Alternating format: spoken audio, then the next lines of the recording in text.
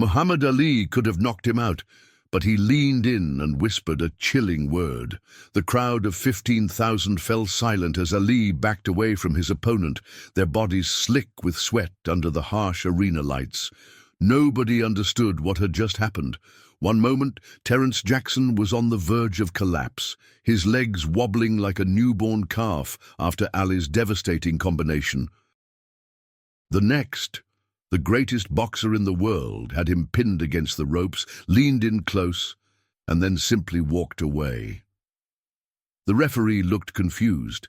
The commentators stopped mid-sentence, and somewhere in the third row, Howard Cosell's cigar dropped from his open mouth. This was 1974, and nobody walked away from a sure knockout, nobody except Muhammad Ali. Jackson steadied himself, eyes wide with what could only be described as fear mixed with reverence. Whatever Ali had whispered had shaken the man more effectively than any punch. The round ended with the bell, and as Ali returned to his corner, Angelo Dundee grabbed his face mask with both hands. "What the hell was that?" Dundee hissed, his weathered face creased with concern. "You had him. You had him dead to rights." Ali's eyes remained focused on Jackson across the ring, that familiar half-smile playing at the corners of his mouth.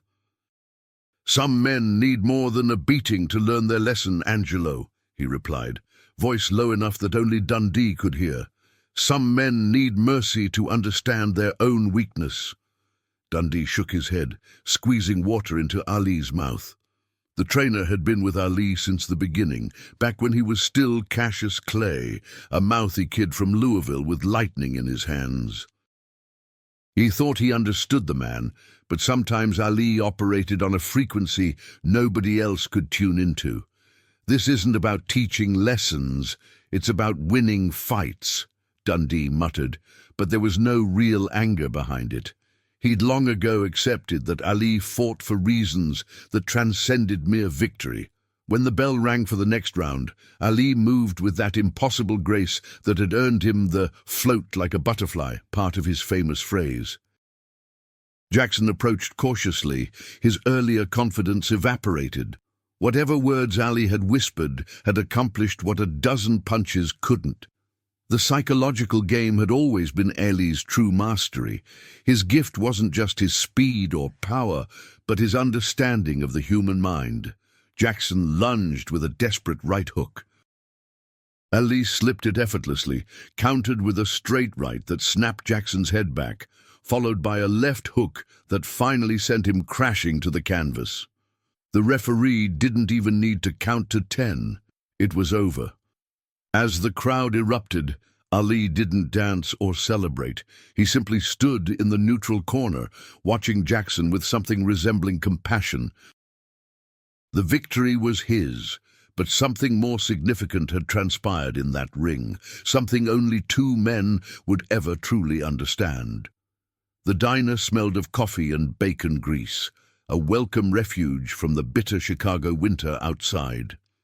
Ali sat in a corner booth, massive hands wrapped around a mug of tea, steam rising between him and the man seated across from him. Malcolm X studied his protégé with intense eyes that seemed to look through people rather than at them. The religious leader had been more than a spiritual guide to Ali. He had been the catalyst for the boxer's transformation, from Cassius Clay to Muhammad Ali. "You're different since Ghana," Malcolm observed, his voice carrying that distinctive cadence that commanded attention even when speaking softly. "The tour changed something in you." Ali nodded slowly, remembering the crowds in Accra, the children running alongside his car, the elders who had treated him not just as a champion, but as a returning son. He had traveled to Africa expecting to find his roots, but had instead discovered his purpose. "I saw myself through their eyes," he replied, the words carefully chosen, not as a boxer, not even as a Muslim, but as a man who could stand for something bigger than himself. Malcolm's fingers drummed a quiet rhythm on the Formica tabletop. Their relationship had grown complicated since Malcolm's split with the Nation of Islam, the organization that had brought them together. Elijah Muhammad had become increasingly hostile toward Malcolm, and Ali had found himself caught between loyalty to the organization and his respect for the man across from him. "They will try to use your voice, your fame," Malcolm said, not needing to specify who they were. "Everyone wants to harness what you've become. The government, the nation, even me in my own way." Ali's eyes narrowed slightly, not in anger, but in contemplation. "You think I don't know that? The day I changed my name, I became more than just a fighter. I became a symbol. But symbols don't have free will. I do." A waitress approached, refilled Malcolm's coffee, and moved away quickly, sensing the intensity of their conversation. Outside, snow had begun to fall, fat flakes illuminated by the neon signs of the diner. "There's talk of you being drafted," Malcolm said after a long pause. Ali's jaw tightened almost imperceptibly. "I know. What will you do?" "What my conscience tells me is right."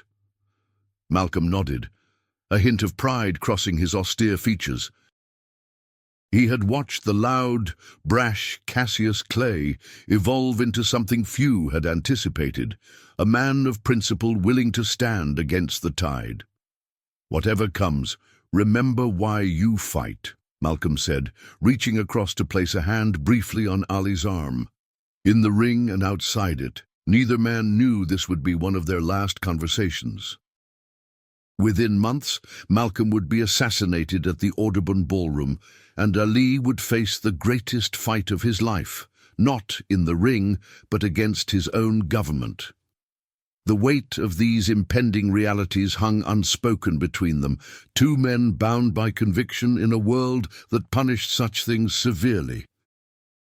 As they parted outside the diner, the snow collecting on their shoulders, Ali felt a strange premonition that both their paths led to places of great sacrifice, and that the strength to walk those paths came from moments like this, quiet conversations that affirmed what truly mattered. The hotel room in Kinshasa hummed with the labored effort of an overworked air conditioner fighting the Congo heat. Ali lay on his bed, eyes closed but mind racing, while Bundini Brown paced the worn carpet, his energy uncontainable even at midnight before the biggest fight of their lives. "This ain't just a fight, champ," Bundini said, his voice hoarse from days of shouting mantras and motivation. "This is resurrection. 3 years they took from you. 3 years." Ali didn't open his eyes, but his lips curved slightly. "Resurrection is for dead men, Bundini. I never died." But they both knew different. The exile had been a kind of death, banned from boxing during his prime years for refusing the draft, stripped of his title, his passport, his livelihood. Now, here in Africa, against George Foreman, younger, stronger, seemingly invincible, Ali had his chance to prove that great men could not be erased by decree. Foreman's people were in the lobby, talking loud. Bundini continued, "Saying how he's going to kill you.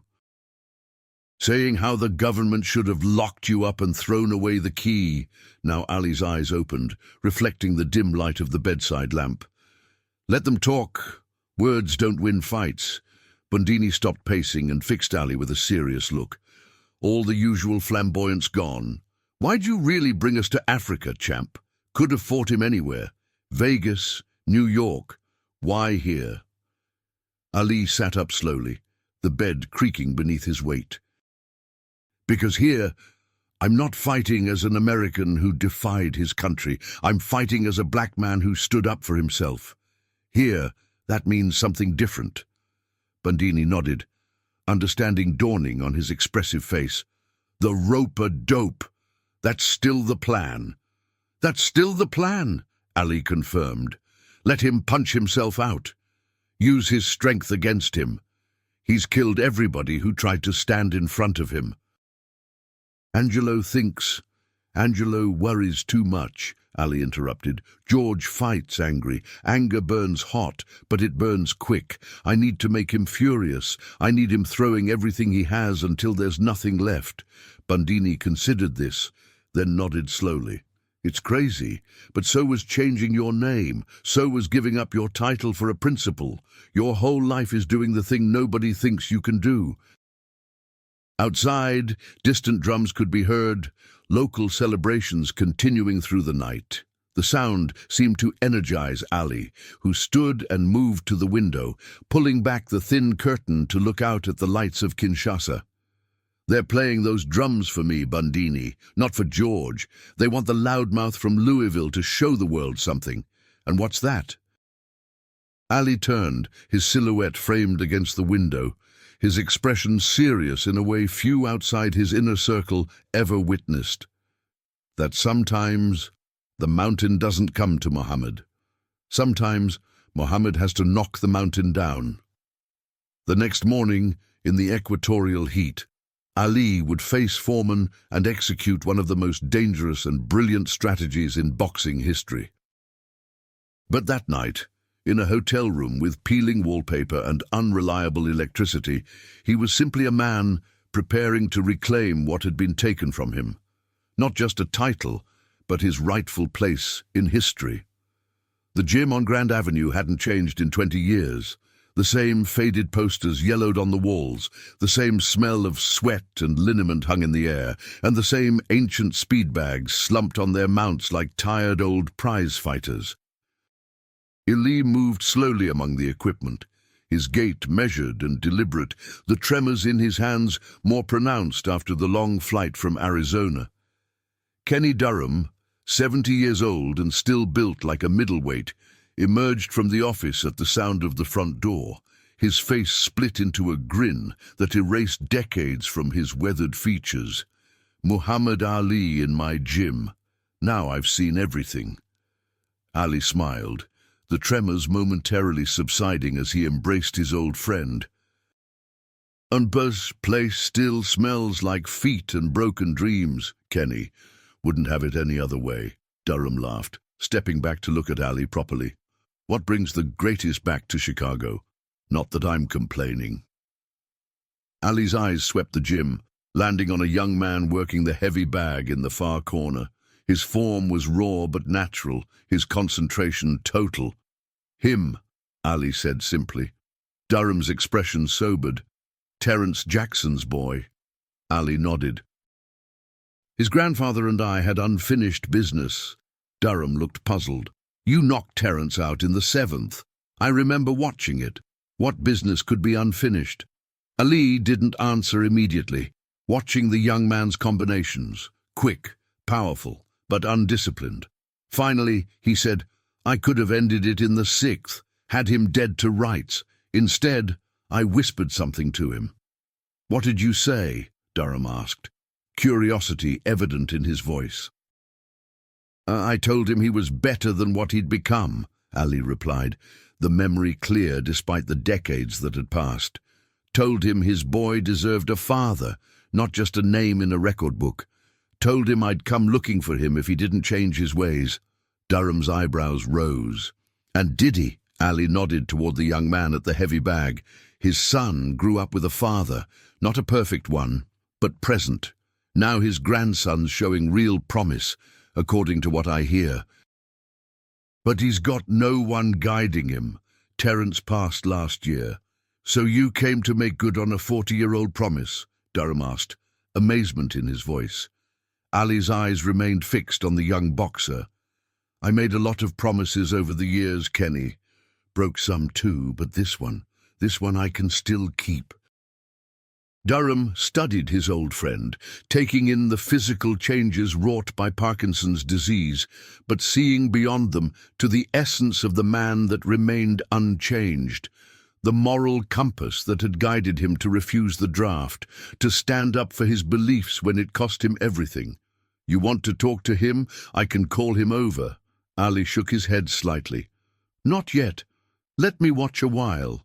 See what he's really made of."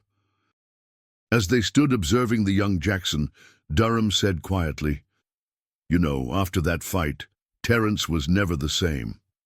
Cleaned himself up. Stopped running with that crowd from the south side. Always said it wasn't the knockout that changed him, but something that happened before it." Ali nodded, a ghost of his famous smile playing across his features. Sometimes the hardest punch isn't the one that lands, it's the one you choose to withhold.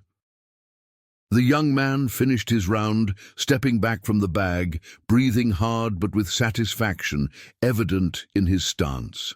Ali moved forward then, his steps deliberate, his presence filling the gym despite his physical limitations. As the young boxer turned and recognized who was approaching him, his eyes widened in disbelief. "Your grandfather was a fighter with heart," Ali said without preamble, his voice softer than in his prime, but still carrying that unmistakable cadence. "Let me show you how to be something even more rare, a boxer with wisdom." As the young Jackson nodded, speechless with awe, Ali glanced back at Durham with a look that contained decades of shared understanding. Some victories weren't counted in titles or belts. Some were measured in the lives touched, the legacies preserved, and the promises kept against all odds. In that moment, in a rundown gym on Chicago's West Side, Muhammad Ali, the three-time heavyweight champion of the world, the Louisville Lip, the greatest, was exactly what he had always truly been beneath the fame and controversy. A man who understood that true power lay not in the ability to destroy, but in the choice to build instead.